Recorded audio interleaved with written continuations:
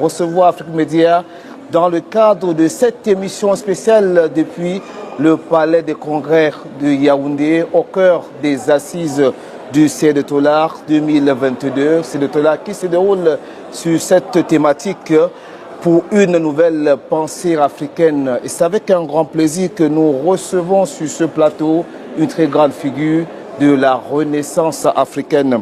Alors, professeur Kalala Omotunde, bonjour et bienvenue sur ce plateau. Totalement. Je suis ravi d'être avec vous aujourd'hui pour partager justement à la fois sur cette Afrique qui est en plein mouvement et aussi bâtir les perspectives d'avenir. Parce que c'est important, surtout c'est le moment de le faire. D'accord. Merci beaucoup, professeur. Alors, je dois rappeler à nos téléspectateurs que vous êtes également fondateur de l'Institut Anijat. C'est en Guadeloupe, ça? C'est en Guadeloupe. C'est vrai qu'on a une émanation au Canada, avec l'Institut Sankofa, en Guyane, avec l'Institut Tarana, en Martinique, avec l'Institut IPAM, et en Haïti aussi, parce que c'est important. Le but du jeu, c'est d'enseigner les humanités classiques africaines. Alors, je vais vous dire pourquoi. C'est-à-dire que moi, j'ai écrit un livre sur les législateurs de l'Antiquité, et je me suis posé une question. Pourquoi tous ceux qui ont entrepris le désir de changer le destin de leur peuple sont d'abord venus en Afrique? Parce que quand vous regardez les Lycurgues, les Platons, tous ces législateurs, y compris de l'Asie, pourquoi ce besoin d'abord de venir en Afrique? Même quand on prend les mythes religieux, la Bible et compagnie, le Coran, on vient en Afrique d'abord. Pourquoi ça? Parce que l'Afrique, c'est le dépôt à munitions de la connaissance. Voyez-vous? Et surtout, ce que les ancêtres ont fait dans la vallée du Nil. Et pour faire cette révolution, il faut un apport de connaissances nouvelles. Ça, c'est la première chose. Mais la deuxième chose qui est importante, c'est le fait de voir différemment son patrimoine culturel. C'est-à-dire que, vous voyez, par exemple, l'Afrique, il y a quelque chose de très étrange. On ne peut pas comparer la pensée africaine aux autres formes de pensée. Pourquoi ça, professeur? Parce que on vous dit, par exemple, qu'il y a des nombres décimaux et il y a des nombres binaires. C'est-à-dire qu'il y a un univers pour l'un, un univers pour deux. L'Afrique a fusionné le décimal et le binaire. Voilà pourquoi, quand il a fallu faire la révolution informatique, c'est sur le continent africain qu'on a trouvé le code binaire informatique. Quand on commence à regarder, toutes les cultures africaines fonctionnent en binaire. Le tambour fonctionne en binaire. Les arts divinatoires fonctionnent en binaire. Les danses fonctionnent en binaire. Donc ça veut dire que si l'Afrique prenait conscience de la dimension scientifique de sa culture, on aurait notre propre ordinateur avec notre propre code binaire. Parce que des codes binaires informatiques en Afrique, il y en a beaucoup. Vous voyez? Donc ce qui veut dire qu'il y a quelque chose de très étrange. La deuxième chose, vous savez, on parle d'art sacré. Vous avez dans une confrérie initiatique, on va vous faire un objet d'art. Donc on va vous faire un masque, on va vous faire une statuette. Mais ce que les gens ignorent, c'est qu'à l'intérieur de la statuette, vous avez du minerai stratégique, vous avez de l'or. La chose, c'est pourquoi? Parce que l'or permet la conductibilité de l'énergie. C'est ce qui fait que quand vous avez une télévision, quand vous avez un téléphone portable, il y a une carte mère où vous avez tous les filaments avec de l'or qui permettent à l'énergie de circuler dans la plaquette. Mais vous voyez que s'il y avait pris en considération le fonctionnement à la fois théologique, théosophique, mais technologique de l'art sacré, nous serions en train de faire des plaquettes aujourd'hui. Pourquoi? Parce que nous avons l'or. Vous imaginez, on a l'or, donc on pourrait faire ces fameuses cartes mères, mais parce qu'on n'a pas fait le lien avec notre passé, on ne voit pas que nos ancêtres avaient déjà découvert le fonctionnement de la carte mère dans un objet d'art sacré. Donc la chose, c'est que sommes-nous capables aujourd'hui de décoloniser le regard pour regarder la production matérielle et immatérielle africaine avec sa dimension réelle?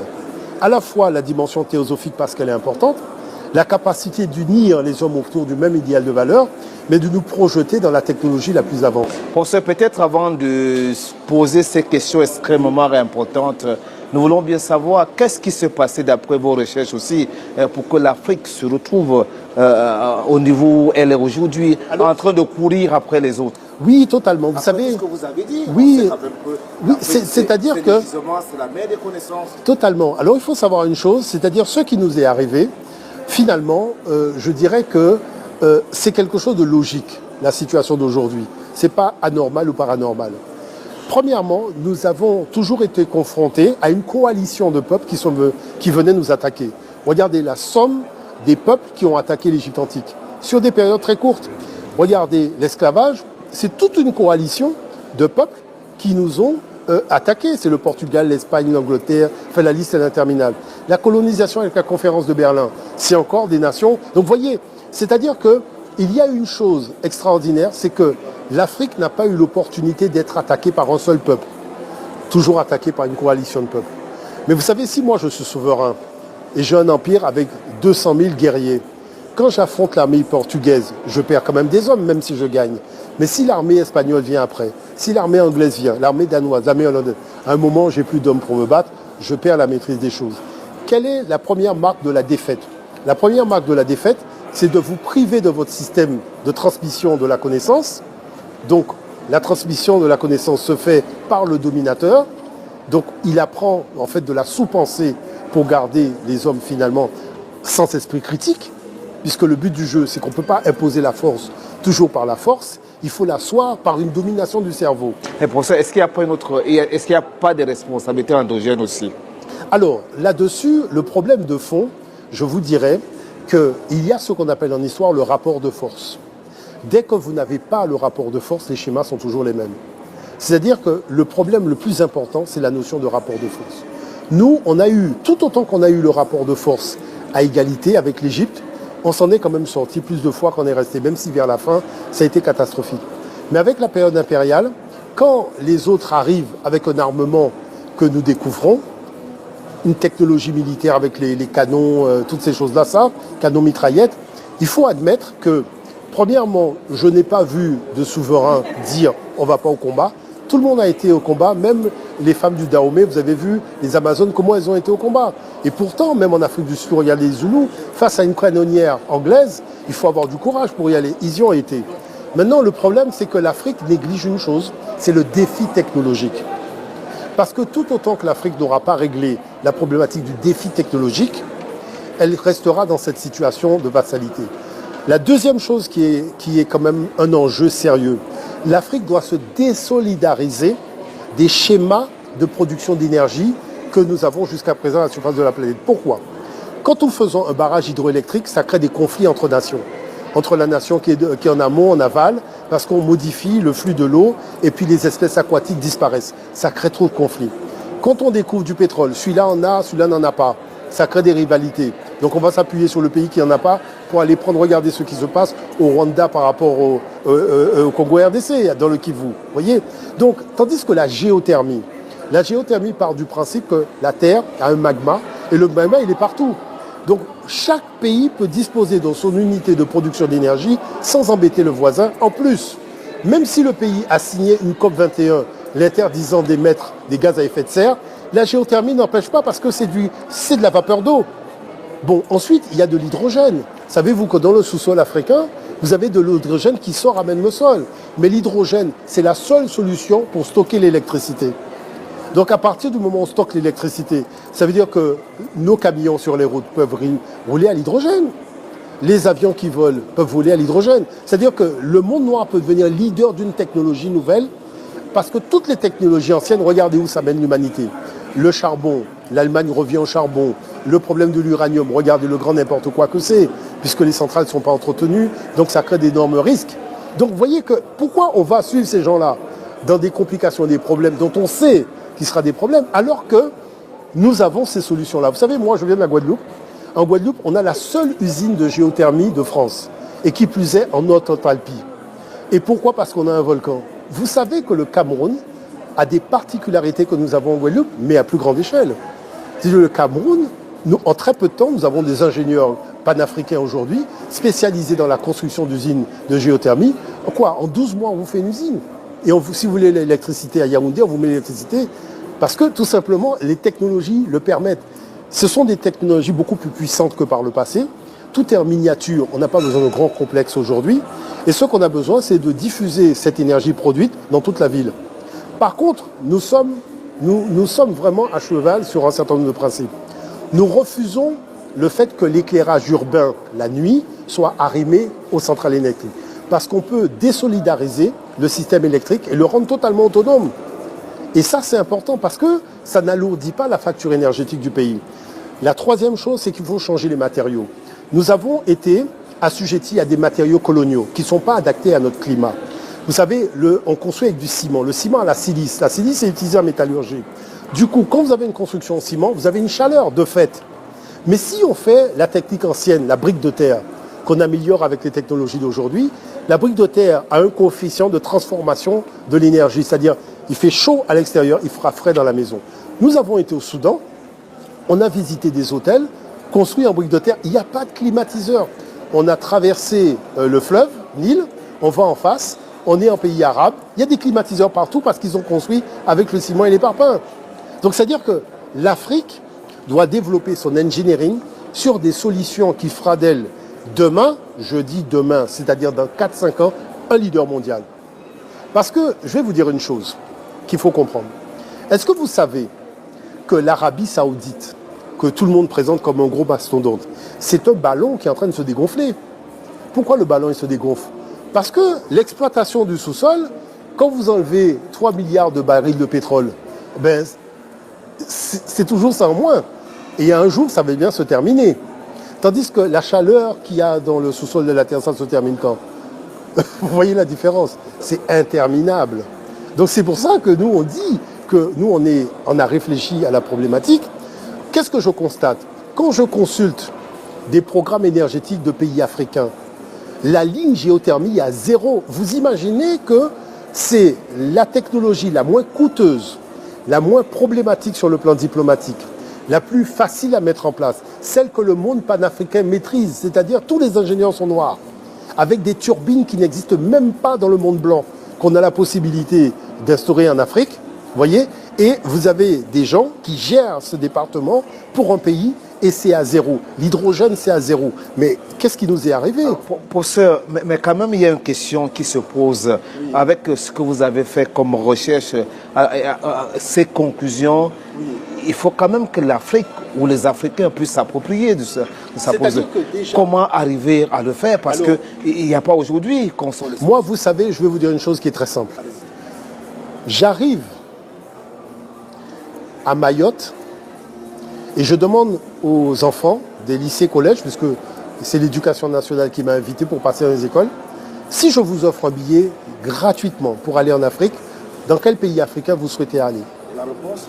Aucun enfant ne veut aller sur le continent. Je dis d'accord. Je commence à leur raconter l'histoire du continent, les inventions, les découvertes, les grandes civilisations, ce que les étrangers ont dit sur l'Afrique, les défis technologiques que nous avons relevés, les solutions africaines qui sont encore valables aujourd'hui. Parce que la pierre gravée de Blombos, qui remonte à 100 000 ans, c'est de la triangulation. Est-ce que vous savez que le GPS d'aujourd'hui fonctionne avec la triangulation de la pierre de Blombos? C'est-à-dire que la modernité africaine, elle est valable 100 000 ans, 200 000 ans, 300 000 ans, 400 000 ans. C'est du jamais vu. C'est jamais arrivé dans une civilisation qu'un modèle reste, je dirais, immuable. Quand vous soyez à un niveau de technologie primaire ou un niveau de technologie avancée, c'est toujours la solution africaine qui est valable. Il n'y a pas d'autre solution que la solution africaine. Je repose la question aux enfants. Dans quel pays voulez-vous aller? Tout le monde veut voyager. Donc je me suis dit, tu vois, il y a une chose quand même qui est assez importante. Il y a la technique du verre à moitié vide et à moitié plein. Quand on présente l'Afrique, même aux jeunes générations africaines sur le continent, on leur présente l'Afrique selon la technique du verre à moitié vide. Donc le jeune, il me dit quoi? J'ai envie de quitter l'Afrique. Mais moi, j'étais au Mali. Je discute avec un jeune. Je lui dis, mon cher ami, je vois que tu es ici, dans ton pays, tu es dans la capitale, Bamako, et je te sens un peu tristouné. Il me dit, moi, je pense que si j'étais à New York, j'aurais réussi ma vie mieux qu'ici. Je dis, ok, d'accord. Viens, on va dans un arbre. On va prendre 2 graines. On va planter une graine à Bamako. On prend l'avion, on va planter une graine à New York. Est-ce qu'il y a une graine qui ne va pas donner un arbre? Il me dit, oui, en fait, les 2 graines vont donner un arbre. Donc je lui dis, tu sais quoi? Regarde ta nature. Et ta nature t'enseigne ce que c'est que la vie. La graine, elle commence par faire des racines. Et une fois qu'elle a fait des racines puissantes, elle sort du sol. Et elle s'élève. Elle ne va pas regarder si je suis à Bamako ou si je suis à Los Angeles. Elle sait que sa destinée, c'est l'élévation. Ensuite, porter des fruits pour servir aux intérêts des jeunes générations. Fais simplement comme l'arbre. Et tu verras la puissance que tu vas acquérir parce que le sol de Bamako va te permettre de pouvoir à ton élévation. Vous voyez, c'est ça l'enjeu. C'est d'expliquer que la nature s'est développée partout. Elle a relevé les challenges partout. Et nous avons toujours... Alors, professeur, une façon de dire qu'aujourd'hui, les intellectuels comme vous, les politiques, ont vraiment une très grande mission, redonner notre image de l'Afrique. Alors, je vous dirais, il y a deux choses. La mission, elle est importante, parce que ce n'est pas simplement l'Afrique. Je vais vous expliquer le problème de fond. Moi, qui suis dans la Caraïbe, je tiens quand même à vous rappeler qu'il n'y a aucun noir en sécurité à la surface de cette planète. Pourquoi? Parce que l'Afrique n'est pas un continent puissant. Lorsqu'un Anglais, on y touche en Argentine, le gouvernement anglais demande pourquoi vous avez touché à cet Anglais. Qu'est-ce qui s'est passé? Lorsqu'on touche à un Américain au fin fond de Bombay, ils descendent voir le maire de Bombay. Qu'est-ce qui s'est passé? Quand on touche à un Africain, il n'y a personne. Regardez l'état d'Haïti. Haïti est obligé d'aller à l'ONU alors que l'Haïti fait partie de l'Union africaine. Pourquoi l'Union africaine n'envoie pas des moyens militaires qu'il faut pour rétablir l'ordre en Haïti? Vous voyez la chose? Et comment vous expliquez cela, professeur? Parce qu'il y a un déficit de ce que c'est qu'être africain. Vous comprenez l'affaire? Et c'est quoi le problème? La volonté de puissance. Vous comprenez l'affaire? C'est-à-dire, ce n'est pas lorsque vous avez une arme à la main que vous faites la volonté de puissance. Ça se passe ici. Il y a deux colonnes vertébrales. Il y a une colonne vertébrale du corps qui vous tient debout. Mais il y a une colonne vertébrale du mental. Et c'est cette colonne vertébrale qui a été affectée par le colonialisme. Maintenant, il faut la rebâtir vertèbre après vertèbre et inventer des solutions nouvelles reposant sur nos patrimoines ancestraux. D'où ma question tout à l'heure, comment s'en sortir? La solution, elle est très simple. Il faut réexaminer nos éléments du passé et en perçant les mystères. Et pour cela, il faut aussi se faire aider des connaissances dans les confréries initiatiques. Regardez le Mbok. Avez-vous pris le temps de regarder la dimension scientifique des savoirs du Mbok? C'est-à-dire que quand vous regardez un documentaire à la télévision sur le Big Bang, mais vous pouvez aller voir le Mbok, mais dans la confrérie du Mbok, ils en savent plus sur le Big Bang que ce que l'émission à la télévision en a dit. Mais on fait comme si les Africains ne se sont jamais intéressés à la cosmologie, à l'apparition de l'univers. Mais moi, je regarde les textes. Je me rends bien compte que l'Africain en connaît plus. Après, on vous dit, oui, mais il n'avait pas de lunettes télescopiques. Comment il fait pour savoir ça? Mais le problème, c'est que qui vous a dit que pour connaître les mystères de l'univers, il fallait le télescope? L'Africain a dit le microcosme est l'égal du macrocosme et le macrocosme repose sur le microcosme. Donc, c'est-à-dire qu'on peut étudier le macrocosme à partir du microcosme puisque les lois sont les mêmes. Sauf que l'Occident cloisonne le microcosme et le macrocosme. Donc, pour eux, c'est deux sciences différentes. Pour l'Afrique, c'est la même science. Alors, professeur Kalala, vous êtes parmi les invités de marque de cette conférence internationale CEDETOLAR 2022 ici à Yaoundé au Cameroun. Alors, qu'est-ce que vous en attendez concrètement? Alors, je dirais que effectivement, c'est important de poser la question de la nouvelle pensée africaine. D'accord? Cette nouvelle pensée africaine, elle existe déjà, mais il faut véritablement la suractiver. Ça veut dire quoi? Lorsque vous mettez une graine en terre, elle commence d'abord par faire des racines. Parce que c'est ça qui fait qu'elle prend de la puissance dans la terre. Parce que vous savez, chez nous, on a des cocotiers. Moi, je reste admiratif du cocotier. Vous savez pourquoi? Quand arrive un cyclone, le cyclone arrive avec des vents de 240 km/h. Vous avez un cocotier qui est sur la plage et qui regarde le vent, qui lui dit, tu sais quoi? J'ai des racines, mon gars, et je t'attends. Et vous retournez à la fin, vous voyez le cocotier toujours debout. Vous commencez à comprendre, mais c'est quoi le problème? Le cocotier a des racines, c'est comme des doigts. Mais quand il a mis ses racines dans le sol, il attend des vents de 240 km. C'est ça l'enjeu. Les racines, ça te permet de relever n'importe quel défi en ayant la certitude que tu vas rester debout. C'est pour ça que c'est important d'avoir des racines, mais il faut des racines puissantes, il faut des racines longues. Par exemple, quand on parle de l'hominidé, l'homme moderne sapiens, qui remonte à 350 000 ans, mais est-ce que vous savez qu'en 300 000, il inventait déjà des sciences, des choses qu'on ne comprend pas? Si vous prenez par exemple la technologie de la pierre chauffée, ça apparaît à Pinnacle Point en Afrique du Sud en 200 000. En 200 000, l'homme africain connaît maîtriser des températures, mettre des pierres pour faciliter la taille de la pierre. C'est-à-dire qu'il commence par de la technologie avancée. Quand il fait la pierre gravée, mais c'est impressionnant, l'Africain invente l'écriture, il dit « moi je veux capturer le son ». Les autres font des pictogrammes, lui il décide de capturer le son. Et il arrive à capturer le son. Qui fait que quand on apprend l'égyptien ancien, on lit avec le son que faisait notre ancêtre il y a 8000 ans. Mais il faut comprendre que, tu te dis, mais à un moment, mais c'est quoi être africain? Être africain, c'est trouver une solution à laquelle personne n'y a pensé. C'est ça, être africain. Et donc c'est ça qu'il faut arriver, non seulement à démontrer, et c'est ce que je démontre. Vous voyez, aujourd'hui, plus personne ne peut venir discuter que ce que je dis, je ne l'ai pas démontré.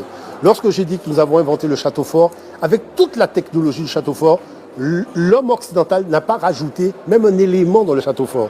Tout existait déjà. J'ai fait la démonstration, les gens ont vu. Ils ont dit au Motunde, on ne te croyait pas, maintenant on te croit. Maintenant, l'enjeu de tout cela, c'est quoi?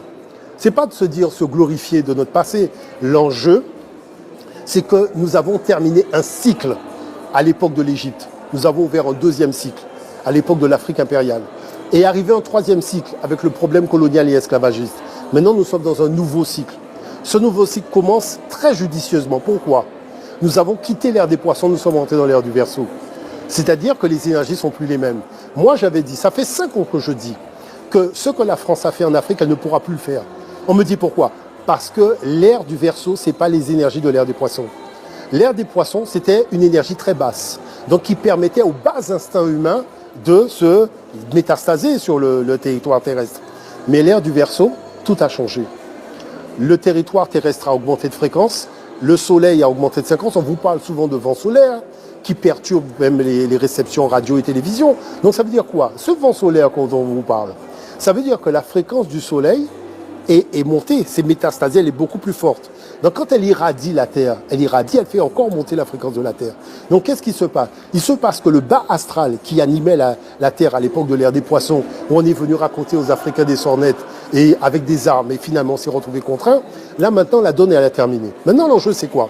C'est d'expliquer à l'Africain comment tu fais pour imaginer que tu donnes la préséance à la tradition arabe sur ta propre tradition, alors qu'on n'a jamais vu un arabe prier son Dieu et faire pleuvoir dans le désert. Parce que nous, il pleut chez nous. Non? Donc ça veut dire que si un Dieu ne donne pas de l'eau à un peuple, et le peuple se retrouve sans eau, c'est-à-dire tu ne peux pas boire, tu peux manger, tu peux pas faire d'agriculture, tu ne peux pas élever d'animaux, tu ne peux rien faire en fait. Comment tu fais pour t'asseoir, pour discuter d'un Dieu qui n'a même pas donné à son peuple de l'eau? Ça veut dire que la colonisation a abruti l'Africain. Ça abrutit l'Africain au point que l'Africain, il se met... Moi, je vous dis, pour vous expliquer la situation. Non, mais je vous explique la situation pour que vous repreniez. Des femmes africaines décident de partir à la mosquée pour demander à l'imam de faire tomber la pluie. Elles tombent sur un vieux du village. Vous voyez, c'était au Bénin. Et le vieux leur dit, mais qu'est-ce qui se passe? Pourquoi les femmes sont comme ça? Elle dit, oui, on va à la mosquée pour demander à l'imam de faire tomber la pluie. Et le vieux regarde les femmes et dit, mais attends, si les Arabes allaient faire tomber la pluie, il aurait déjà plu chez eux, non? Donc venez voir les gens du village et on va faire tomber la pluie. Vous voyez le niveau de l'affaire? C'est-à-dire que l'Africain a tellement perdu son esprit critique dans la colonisation qu'un truc qui est totalement aberrant, il le fait quand même. Donc tu es obligé de remonter la manivelle de l'intelligence pour lui dire, mais mon gars, quand même, fixe-toi des limites. Bon, maintenant, vous avez des gens qui débarquent et vous disent, Dieu est bon. Dieu est bon, hein? Ah oui, Dieu est bon, Jésus est bon. Ah, tout le monde est bon, d'accord, ok. Dans ton sous-sol, il t'a mis du coltan? Non. Il t'a mis de l'uranium? Non. Il t'a mis du pétrole? Ah bon, il est bon et tu as rien? C'est bizarre ça. Un Dieu est bon avec un sous-sol vide, mais nous, notre Dieu, il est bon. On va l'appeler Atum, on va l'appeler Marie-Jeanne Ankila, on va l'appeler. Mais quand on descend dans notre sous-sol, il l'a rempli. C'est-à-dire, il y a du diamant, il y a du coltan, il y a du manganèse, il y a tout ça. C'est ça un Dieu, non? Un Dieu, c'est un Dieu qui te donne un territoire où il pleut, à boire et à manger, des animaux. On a toutes sortes d'animaux en Afrique. On a des fleuves, on a de l'eau douce, on a de l'eau salée, on a toutes sortes de choses. Là, tu vois que Dieu est venu ici. Mais chez les gens, tu vois que Dieu est venu quelque part. Tu veux me dire qu'un prêtre blanc quitte sa leucodermie pour venir nous raconter que Dieu est bon? Tu lui dis, tu as du coltan, il n'en a pas. Tu as du pétrole, il n'en a pas. Tu as du manganèse, il n'en a pas. Tu as du thorium, il n'en a pas. Mais qu'est-ce que tu as? Ah ben, j'ai rien. Et qu'est-ce qu'on voit au début des Verseaux? Qu'est-ce qu'on voit? Que les Blancs, c'est une confrérie de peuples à sous-sol vide.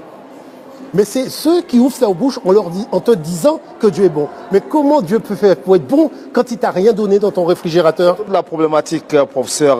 C'est ça la problématique. C'est-à-dire, à un moment, il faut trancher la discussion. la discussion. On ne peut pas continuer à parler éternellement de choses qui n'ont pas d'intérêt. Alors, trancher la discussion et nous allons sortir par là, professeur, trancher la discussion et amener surtout les gens à l'action, les Africains à l'action, j'imagine. Comment réussir à le faire? Ça fait quand même des siècles qu'on se bat pour ce combat-là. Je vais vous dire une chose. Il faut quand même prendre un peu d'élévation. Vous savez, ce qui a fait la puissance d'un peuple, ce sont ses routes commerciales. Regardez à travers l'histoire, un peuple qui n'avait pas de route commerciale au départ n'avait rien. Et il se bat pour avoir ses routes commerciales, développer une économie en relation avec d'autres. Et c'est là qu'il commence à être puissant. Vous êtes pour une coopération déjà entre les pays africains? Bien sûr, parce que regardez, les Européens, ils allaient où? Ils allaient nulle part. Ils ont commencé à aller quelque part. Quand ils ont commencé à étudier les routes commerciales africaines, à passer du côté de l'océan Indien pour briser le commerce mondial qui se faisait entre l'Afrique, l'Arabie, l'Inde et l'Asie. Et à partir de ce moment-là, avec la canonnière, puisqu'il faut le dire clairement, c'est avec la canonnière qu'ils ont canonné tout le monde, y compris les Turcs qui étaient là. Et ils ont pris la main sur le marché mondial et ils ont créé leur route. Maintenant, vous voyez bien que la Chine parle de quoi? De la nouvelle route de la soie. Donc ça veut dire qu'ils avaient une ancienne route de la soie. Donc nous devons parler des routes que nous avions aussi. Parce que je tiens quand même à rappeler que le mot faire du commerce, c'est une invention de l'Égypte antique. Ça existe en égyptien ancien. Vendre, acheter, fixer le prix, la TVA, tout ça, ça existe. J'ai écrit un bouquin là-dessus pour montrer aux gens que tous les termes économiques, la monnaie, le premier étalon monétaire de l'Afrique s'appelait le chati. Et je vais vous montrer quelque chose. Regardez ça bien. En Afrique, nos souverains ont considéré qu'il y avait beaucoup trop d'or. Donc on ne pouvait pas donner à l'or la préséance de la monnaie. On l'a donné à l'argent. Donc c'est pour ça que le chati d'argent, c'est la monnaie la plus forte, qui fait 7,6 grammes. Après, vous avez le chati d'or et après, vous avez le chati de cuivre. D'accord? Voilà comment on a inventé le système monétaire. Aujourd'hui, vous prenez les monnaies européennes. Vous avez une monnaie sertie d'argent, qui est la plus forte. C'est 1 euro, 2 euros. Après, vous avez une monnaie qui est à la couleur de l'or. Et après, vous avez une monnaie qui a la couleur du cuivre. Comment un occidental peut venir vous dire qu'il a inventé la monnaie? Il n'a pas d'argent dans son sous-sol, il n'a pas d'or dans son sous-sol, il n'a pas de cuivre dans son sous-sol, donc il n'a rien dans son sous-sol, il invente la monnaie. Quand même. Question. Alors là, c'était sur le plan économique. Oui, peut-être pour s'en sortir. Vous parlez de la coopération. Oui, donc je disais que, effectivement, l'enjeu, et comprenez bien l'affaire. Moi, je suis venu au Cameroun il y a quelques années. J'ai pris des francs CFA. J'arrive au Togo. On me dit que mes francs CFA camerounais sont pas valables. Donc, ça veut dire que quoi? Écoutez, tout le monde parle d'échanges économiques. L'Europe a fait l'euro pour les échanges économiques, non? Comment ça se fait qu'entre le Cameroun et le Togo, je ne peux pas faire d'échanges économiques parce que tu as un individu qui a décidé de priver les deux pays de relations économiques pour créer des petits halos de relations. Il faut arrêter ça. Donc, ça veut dire que quoi? Ça veut dire que moi qui suis panafricain, vous pensez que j'ai le temps de penser qu'il y a 2 zones francs CFA, machin? Moi, je dis, on va mettre un terme à cette affaire-là. Parce que la puissance d'un territoire, la puissance d'un continent, c'est la puissance de ses relations économiques. Et il ne faut pas créer de barrières dans les échanges économiques. Donc, c'est pour ça que c'est la première chose qu'il faut faire. En 2, il ne faut pas avoir des denrées dont la matière première vient de l'extérieur. Vous avez vu l'affaire de l'Ukraine avec le blé. On s'est retrouvé bonbon. Parce que, tout simplement, moi, j'avais quand même monté avec donc, des gens en Côte d'Ivoire une usine de fabrication de farine à partir du manioc. C'est vrai que cette usine a été détruite quand il y a eu la Ligue des Champions entre Laurent Gbagbo et Ouattara. Mais toujours est-il que nous avions notre usine qui fabriquait des tonnes de manioc. Donc l'enjeu, c'est de rebâtir cette usine-là. La chose, c'est qu'il faut arrêter de produire avec des choses qui viennent de l'extérieur quand c'est une matière première principale. Avec le manioc, on fait de la farine. Avec l'igname, on fait de la farine. Il y a beaucoup de choses avec lesquelles on peut faire de la farine. Et ce n'est pas de l'espace qui manque. Mais l'avantage de tout cela, c'est qu'on peut faire des gâteaux, on peut faire des crêpes, on peut faire beaucoup de choses. Nous, on a fait un test. On a pris la farine de manioc. Nous sommes allés dans la fête des étudiants de la Maison des Mines à Paris. On leur a dit, on prend en charge tout ce qui est restauration et compagnie. On a tout fait à base de farine de manioc. Eh bien, les jeunes ne se sont même pas rendus compte que ce n'était pas la farine de blé.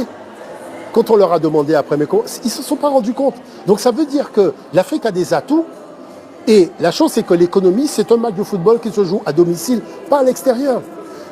La troisième chose que je dirais, qui est très important, le monde noir a tendance à croire que prendre une franchise américaine et l'implanter chez vous, c'est faire de l'économie. Une franchise ne sera jamais de l'économie.